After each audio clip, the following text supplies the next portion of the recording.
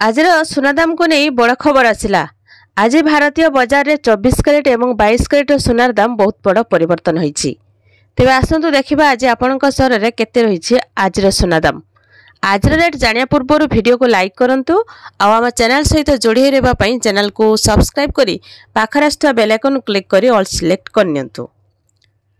आज दक्षिण भारत प्रमुख शहर चेन्नई रे 24 कैरेट मूल्य 96,680 टंका थिबा बेले 22 कैरेट सुनार मूल्य 87,600 टंका अछि। पूर्व भारत प्रमुख शहर कोलकाता रे यथाक्रमे 96,640 टंका एवं 87,700 टंका रे अछि।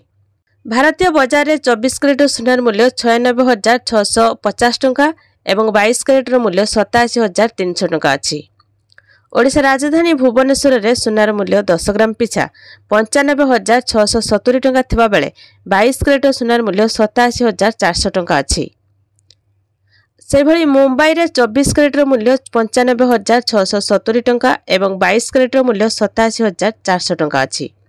नुआ दिल्ली रे 24 कैरेट मूल्य 96,820 टंका एवं 22 कैरेट मूल्य 87,850 टंका अछि।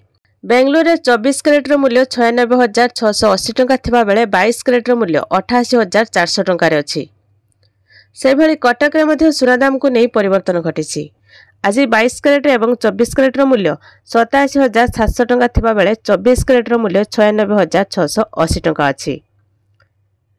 तेबे सबुठो बड़ कथा होछि जदि आपण माने सुनार शुद्धता जांच करबा को चाहछंती तेबे आपण बीआईएस केआर ऐप रे जांच करि परिबे। सब बेले सुनार दाम वृद्धि पाउछि एवं ह्रास पाउछि।